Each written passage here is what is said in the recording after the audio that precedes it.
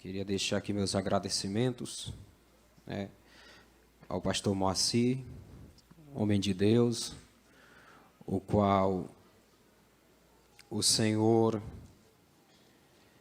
tem dado graça e abençoado. Eu admiro muito a forma como o pastor Moacir investe em missões. Quando estivemos ali na frente da missão na Salmão, sempre enfatizamos que a obra missionária no campo de Messejana funciona. Realmente, tudo aquilo que nós investimos é aplicado na obra intensa. Isso é algo nobre, irmãos, viu? Isso é algo que só Deus pode tocar no coração do homem de Deus para dar tamanha liberdade. Eu creio que o Senhor há de recompensar muito o seu servo. Também queria louvar a Deus pela vida do presbítero Tiago Lopes, que nos fez o convite para estarmos aqui. Queria louvar a Deus pela vida do nosso amigo presbítero Marcos, que sempre está aí no campo, trabalhando, juntamente com os despenseiros e o pilotão das Boas Novas. Também, irmãos, queria louvar a Deus pelos obreiros e por toda a igreja, que o Senhor abençoe a cada um ricamente. Amém? Vamos fazer a leitura e meditar na poderosa palavra do Senhor.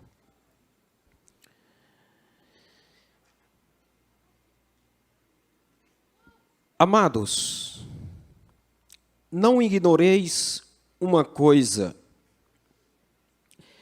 que um dia para o Senhor é como 1000 anos, e 1000 anos como um dia. Versículo 9 de 2 Pedro, capítulo 3. O Senhor não retarda a sua promessa, ainda que alguns a tenha por tardia, mas é longânimo para convosco, não querendo que alguns se percam, senão que todos venham ao quê? Se arrepender-se. Meus irmãos, Pedro, ele está diante de uma situação estreita, porque dentro desse cenário, o apóstolo tem algumas dificuldades com alguns mestres que se apostataram da fé e estavam no meio do povo de Deus. Eles tinham duas opções: declarar e mostrar abertamente que eles se despojavam na lama do pecado, e a segunda opção que eles tinham era de distorcer as sagradas escrituras, mascarar o seu pecado e tentar justificar o injustificável, aquilo que é reprovado por Deus. É por isso que o apóstolo, ele fala no versículo de número 8, amados, não ignoreis uma coisa, porque a mensagem bíblica, a profecia e a promessa do Senhor estavam sendo escarnecidas por esses homens. Eles estavam manipulando as mentes mais fracas, os mais leigos, e isso estava gerando o problema, tanto que virou uma carta de orientação para que o povo fosse corrigido, ratificado que aquilo que o Senhor prometeu estava de pé. Porque eles estavam dizendo que havia passado um tempo, e talvez Deus tinha se esquecido da promessa.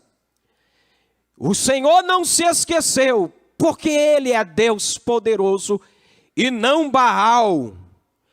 Como o Elias no Monte Carmelo mandou os profetas de Baal gritarem mais alto, porque talvez Elias, zombando deles, talvez Baal tenha viajado e esqueceu de vocês.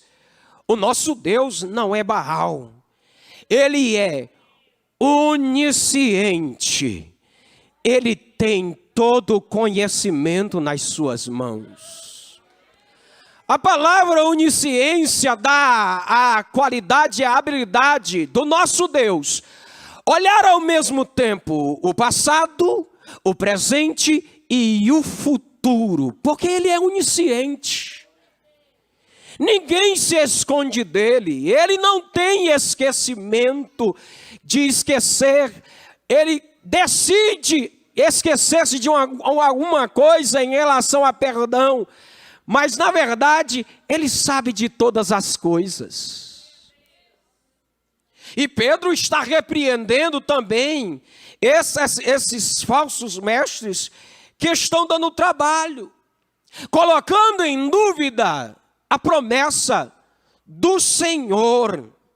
Se Deus prometeu, Ele cumpre. O próprio Senhor Jesus disse que nem um tio das Sagradas Escrituras passará sem que se cumpra. Ele disse: o céu passa, a terra passa, mas é impossível aquilo que Deus prometeu passar batido, porque Ele vela sobre a sua palavra. E isso estava gerando um problema, porque nós, seres humanos, temos a tendência de querer resolver tudo de imediato. E tem situação que Deus, para nós, era para ser resolvido de imediato, mas Deus não.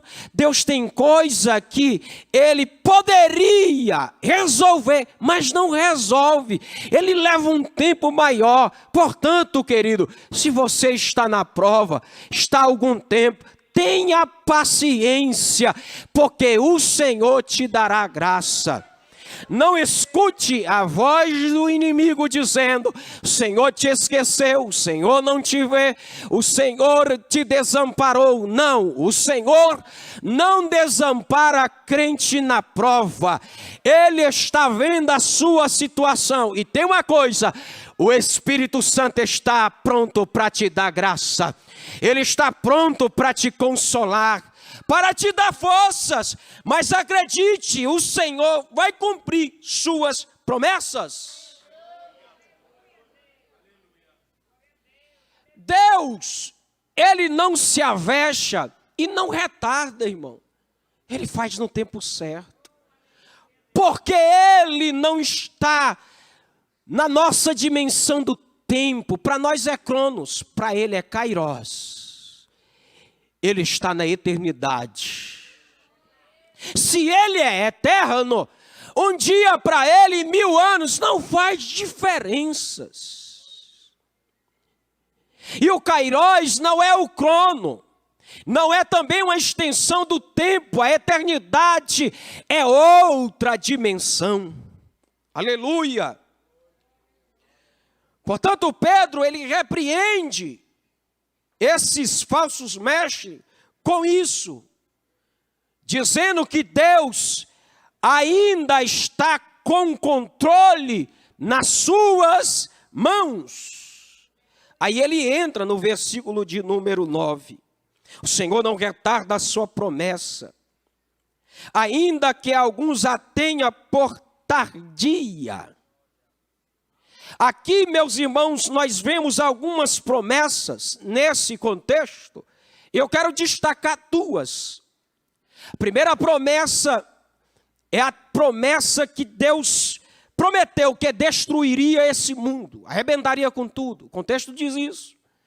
Segunda promessa que eu quero destacar, Deus promete e confirma que Ele arrebatará a sua igreja.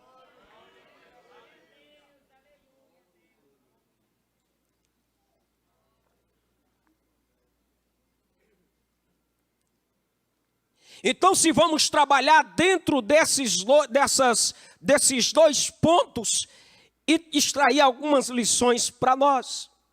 Se nós analisarmos o versículo de número 7, do mesmo capítulo, nós vamos ver que temos uma promessa de destruição ao mundo. Mas o mais importante, eu quero destacar nesse versículo, é que o Senhor, Ele tem interesse de livrar o homem da destruição. Projeta aí, servo de Deus, o versículo de número 7, eu tenho aqui, mas vamos mastigar aqui devagarzinho. Olha aí o que está escrito: mas os céus e a terra que agora existem, pela mesma palavra se reserva tesouro. Para que, igreja? E se guardam para o fogo até o dia do juízo e da perdição dos ímpios. Ele vai arrebentar com tudo, irmãos. Ele prometeu para Noé e consequentemente para nós, que por conta da loucura do homem, ele não destruiria mais a terra com água. Mas o povo continua na mesma, pecando e transgredindo contra um Deus que é santo e que odeia o pecado e que sempre está orientando: não peque, não vá para longe, venha para mim. E o homem continua insistindo. Enfim, Deus ele tem paciência, mas a sua paciência tem limites. E as Sagradas Escrituras nos mostram que Deus deu limites ao povo antediluviano.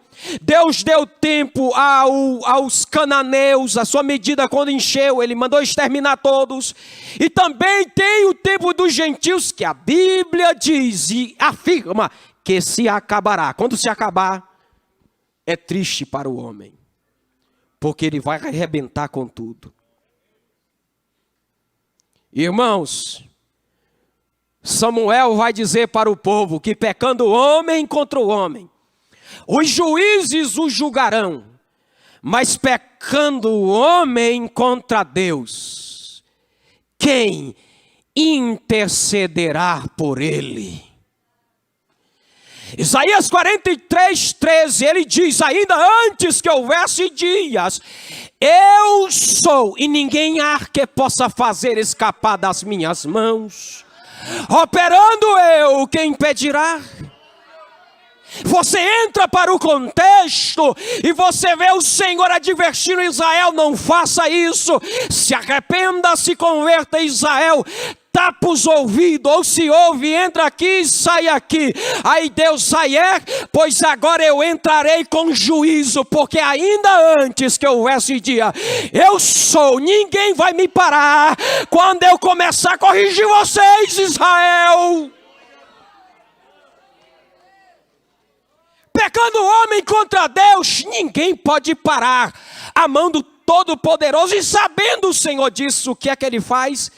Ele chama você para a reconciliação e diz: vem ser meu amigo, vem ser meu servo, porque eu te perdoo, eu te abençoo, eu te renovo, eu te restauro. O Senhor não quer ser inimigo do homem, Ele quer ser amigo íntimo e Senhor do homem. Aleluia! O homem que insiste em viver longe desse Deus tão bom, tão maravilhoso. Aleluia. O Senhor não quer medir, irmãos. E Ele vai, irmão, cumprir essa promessa. Também temos a promessa da vinda do Senhor. dentro do contexto nós veremos ali que o Senhor promete que irá nos arrancar dessa terra e nos arrebatar. O Senhor nos levará. O Senhor, Ele vai nos arrebatar. Mas para nós entendermos, e eu vou entrar aqui, explicar para vocês que dentro desse contexto, nós que defendemos o nosso credo assembleano, que é arminiano, pré-tribulacionista e milenarista. Então, se dentro desse contexto, eu entendo que para essa promessa, depois das bodas do Cordeiro, porque aqui nós vemos que Cristo vem já com a igreja para estabelecer o seu reino e destruir os seus inimigos. E como nós defendemos que somos pré-tribulacionistas, meus irmãos, antes disso acontecer, a coisa vai ficar tenebrosa aqui nesse mundo. Tem gente que pensa que o mundo está uma loucura, um caos. Realmente está, ou está, mas não é o clímax. Coisas piores estão por vir.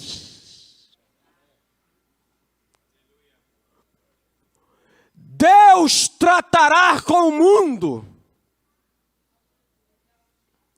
Deus julgará os homens. Os homens passarão pela grande tribulação. E será algo terrível, irmãos. Será algo tenebroso. Porque quando nós lemos Apocalipse 9 e vemos que quando a quinta trombeta toca, a Bíblia vai dizer que um anjo cai do céu com a chave do poço do abismo e liberta 200 milhões de gafanhotos.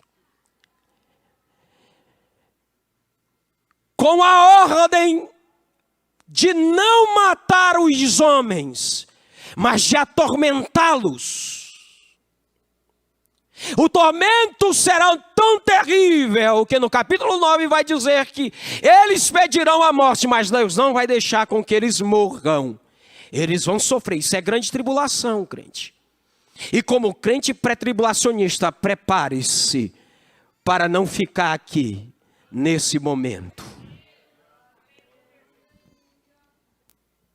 No meio desses 200 milhões de espíritos que saem do poço do abismo, sairá um rei que se chama anjo destruidor.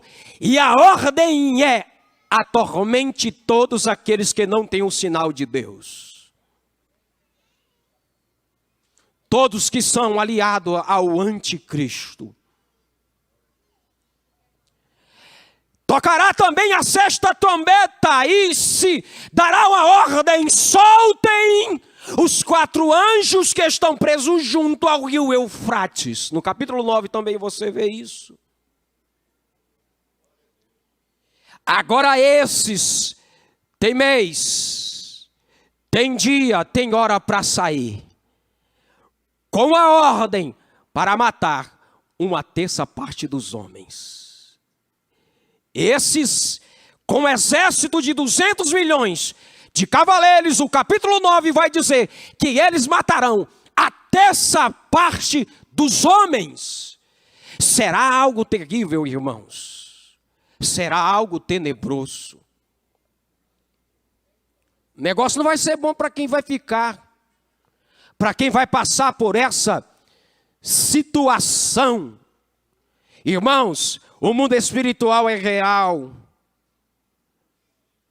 A Bíblia vai falar em Pedro 2:4 que alguns espíritos Deus não perdoou aos anjos que pecaram, mas havendo-os lançado no inferno, os entregou a cadeias da escuridão, ficando reservado para o juízo. teve espírito, demônio que se rebelou contra Deus.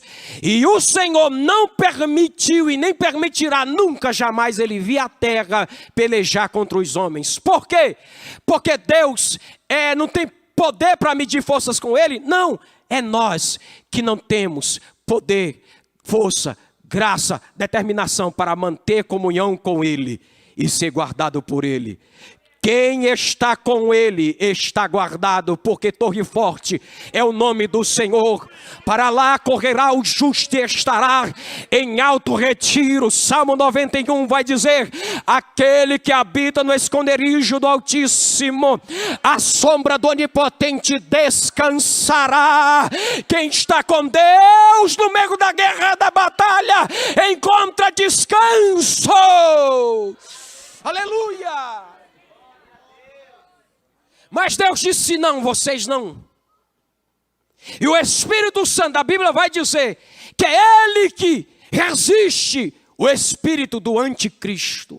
Na grande tribulação, irmão, o diabo receberá a liberdade para esparramar sua total ira e oposição contra Deus. É por isso que Apocalipse 12 vai dizer: pelo que alegrai-vos os céus, e vocês que nele habitam, porque o diabo, vosso adversário, desce a vós com grande ira, sabendo que o tempo está próximo. Ele vem, aí ele diz: ai dos que habitam na terra do mar, porque ele vem. O Espírito Santo tem tirado a igreja, o anticristo recebe a autonomia para operar de forma macabra. Irmãos, se está ruim na grande tribulação, vai ficar pior, irmão. Porque hoje o Espírito Santo ainda coloca limites. O diabo só vai à terra onde Deus permite, assim como Jó. Jó, ele foi acusado contra Deus, ali pelo diabo. Mas Deus disse: tu está mentindo, Satanás, não é bem assim. Vai lá, toca para ver se realmente ele blasfema como tu está dizendo. Aí Deus disse: somente na vida não toque, mas toque lá, para ver se ele é crente materialista. E eu te provarei que Jó é um verdadeiro adorador.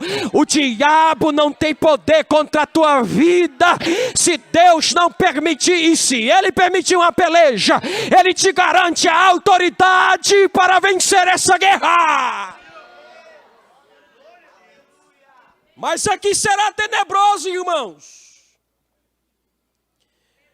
Por isso, irmãos, Deus quer salvar, irmão.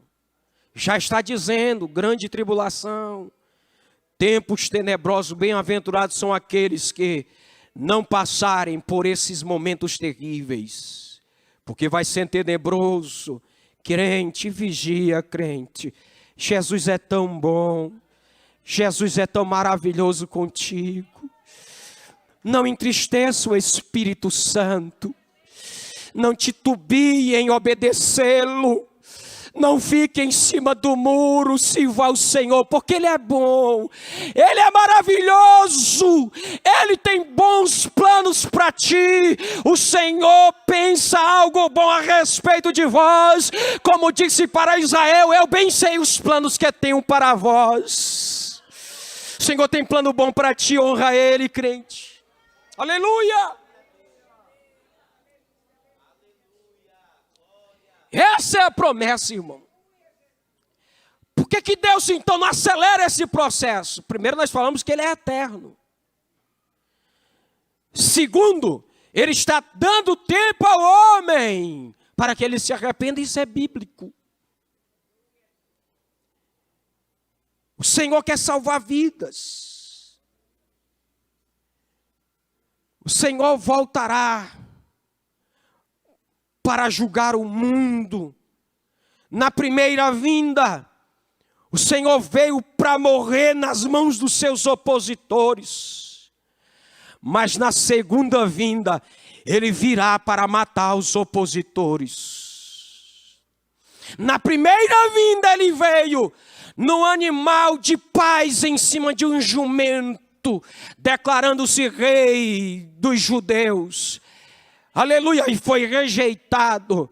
Mas na segunda vinda, ele virá no cavalo, animal de guerra, e Israel se curvará a ele e dirá: bendito seja o Senhor. A Bíblia vai dizer que as tribos se lamentarão, porque eles entenderão que o Jesus que eles crucificaram realmente era o Rei dos Reis e Senhor dos Senhores. Aleluia! Se ele vem para matar os seus opositores,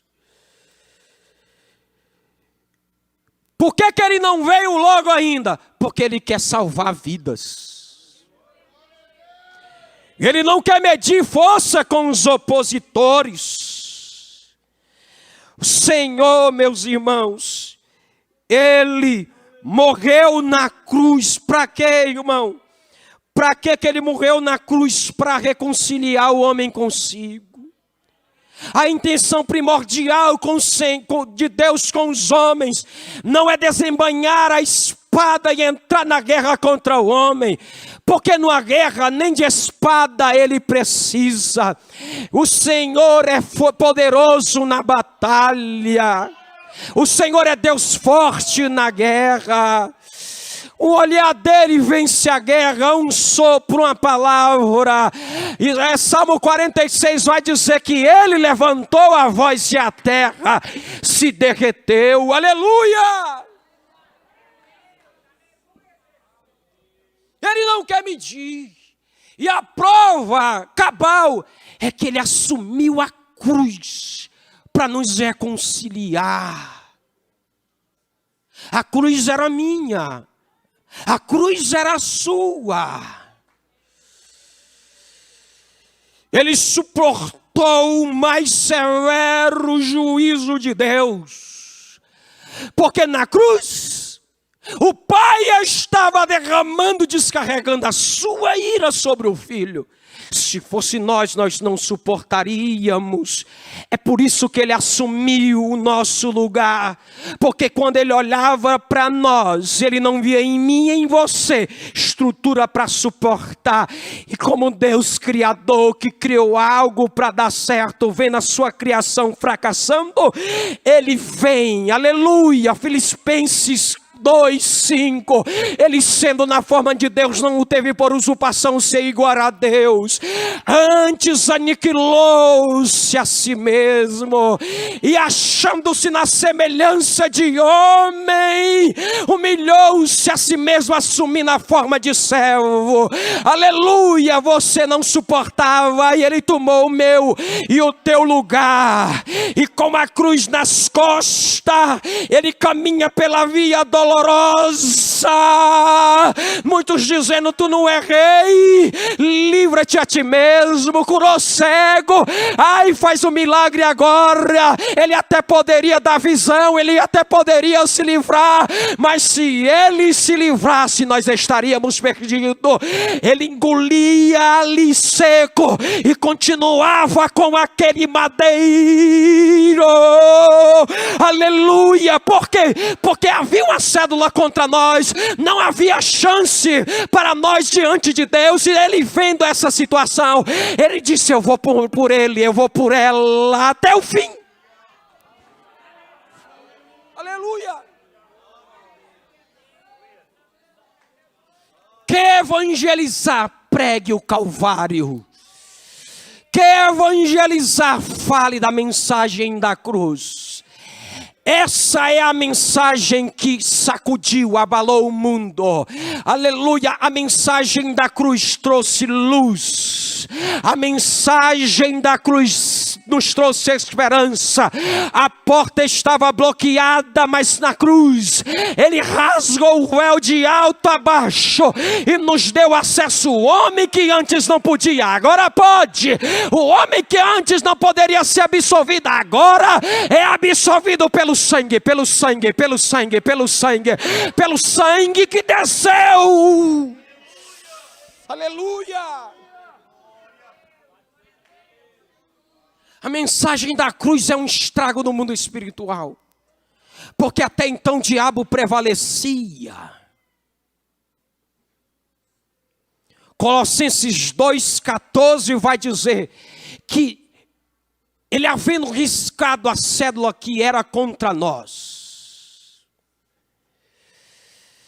em suas ordenanças, a qual de alguma maneira nos era contrária, e tirou do meio de nós, cravando-a na cruz.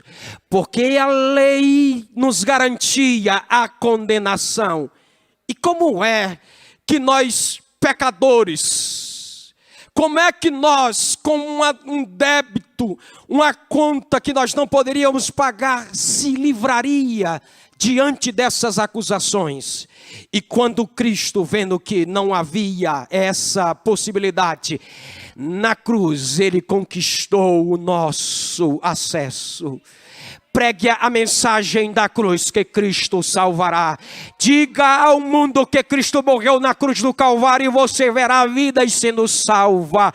Pregue a mensagem da cruz. No momento pode até não parecer que está fazendo efeito, mas você não enxerga quando a pessoa vai dormir e está no quarto e o Espírito Santo traz a mensagem à tona, falando, testificando que Cristo é o Salvador. O Evangelho, Romanos 1,16, é poder de Deus para a salvação. Se você pregar, o Senhor salvará. Aleluia, pregue a cruz.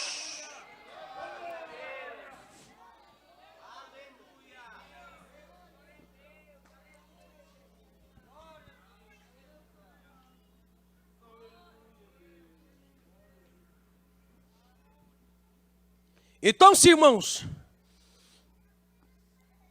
se o Senhor, Ele fez tudo isso, então se a nossa missão é pregar o Evangelho. Por quê, irmãos? Porque o Senhor fez a parte dele. E eu disse aqui que o Senhor não quer medir forças com o homem. E veja como o Senhor é tão bom. Mateus 24,14 vai dizer assim: este Evangelho do Reino será pregado em todo o mundo, em testemunho a todas as nações, então virá o fim. Isso é uma prova que Deus não quer medir forças com os homens. O Senhor apresentará a causa, a solução da causa do homem. As nações não conseguem perceber que o problema do mundo é falta de Cristo.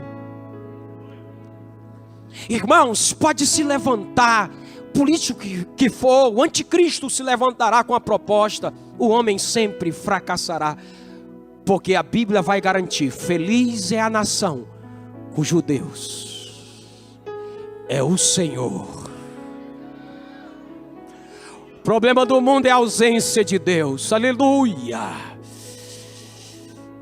E Ele quer que o Evangelho seja pregado em todo o mundo. Vai descer um anjo para pregar? Não. Ele vai falar como falou lá no monte, no cume do monte para Israel. E através de Moisés, quando Deus começou a falar, o povo gritou: Moisés, manda Deus se calar, porque se ele falar nós morreremos. Fala tu mesmo. Ele não vai mais falar dessa forma. Aleluia. Sabe como é que ele vai falar? Através de você. Aleluia. Você é o mensageiro de Deus. Aleluia. É eu que tenho que levar essa mensagem. Ai, irmãos, mas eu não estou capacitado. Ele capacita. Se você deitar no seu coração o compromisso de pregar o Evangelho aos perdidos, espere que um dia Ele tomará a tua vida e uma experiência extraordinária te surpreenderá. A cada dia que você for se envolvendo, Ele vai te enchendo, te dando habilidade. A cada momento que você vai fazer na obra, Ele vai te dando resiliência. A cada circunstância Ele vai te dando unção, poder e graça para suportar as lutas. A cada momento Ele vai te dando a revelação para entender as sagradas escrituras, e a obra será feita, irmão. Ele tem compromisso com a pregação do Evangelho. Quer ser cheio do Espírito Santo? Pregue o Evangelho. Irmãos, é incrível como Ele libera poder. É bem fácil, irmão. O poder de Deus para quem quer pregar o Evangelho é bem rasinho. Só basta se colocar na brecha, ter um coração sincero, que tem um Deus lá no céu dizendo: vou te usar, vou te usar, vou te usar, vou te levantar, vou te enviar. Aleluia!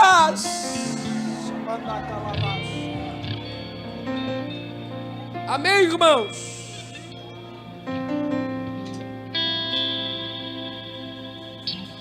Meus irmãos,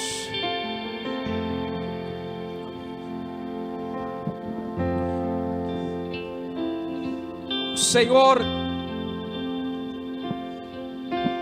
não quer medir forças com você. E mais uma vez, através desse trabalho, o Senhor trabalha no teu coração e está te chamando, dizendo: filho, volta. Você não saiu com uma bênção de Deus, porque Jesus não abre mão dos seus. É o homem nas suas ilusões e desvários que diz o não para Ele, dá as costas para Ele. Mas assim como Ele morreu lá na cruz de braços abertos, cheio de dor, com sangue escorrendo, hoje Ele está de braços abertos para ti. Você deu as costas para Ele, mas Ele não. Ele te chama: volta, volta. Você, Ele diz: vem, eu tenho uma obra na tua vida. Cadê você? Cadê a primeira pessoa para se reconciliar? Cadê você? Você duvida que é Deus que te chama através dessa mensagem? Pois eu não duvido, porque o que eu prego é a mensagem dele, e Ele tem compromisso em te chamar de volta. Vem, cadê você? Ei, irmão, estou afastado. O seu amor, mas estou sentindo um peso de vir até aí. Levante as mãos. Levante as mãos e diga: eu quero me reconciliar com Jesus. Cadê você? Levante as mãos. Glória a Deus. Cadê a segunda pessoa? Aleluia. O Senhor está te chamando. Se entregou em meu lugar. O dono dessa obra é o eterno Deus. Eu vou. O nosso pastor é homem de Deus, que o Senhor confiou a obra, mas ele está debaixo da bênção do Senhor. É Deus que te chama. Cadê a segunda pessoa? Venha. Glórias a Deus. Segunda pessoa aqui. Cadê a terceira? Olho pra você. Cadê a terceira? O Senhor te chama. O seu amor me chama. É o chamado do eterno para o mortal. É o chamado do Criador para a criatura. Desse amor. É o chamado mais nobre, é o chamado mais lindo, é o chamado mais importante. Cadê a terceira pessoa? Vem. Eu confio que esse amor tem Venha. Aleluia.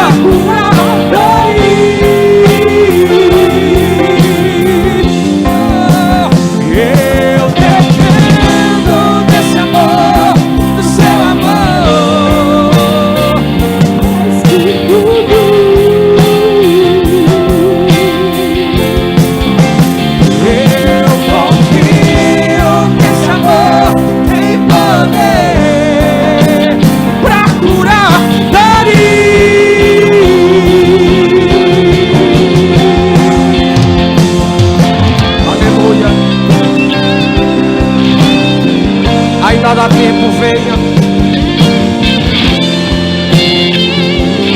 Oh, aleluia, venha. Quando terminar o louvor, eu vou orar rápido e objetivo.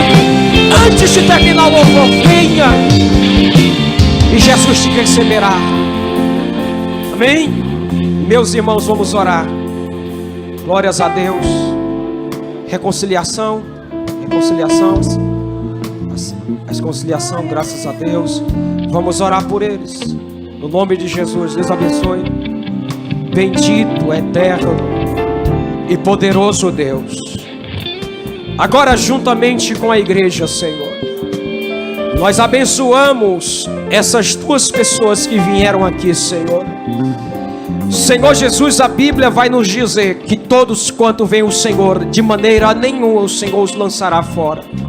Te peço que o Senhor dê forças para continuar, para caminhar, em o nome de Jesus. E recebe eles como os filhos que retornam à casa do Pai. Abençoe sua família, seus negócios, seus planos e sonhos, em o nome de Jesus.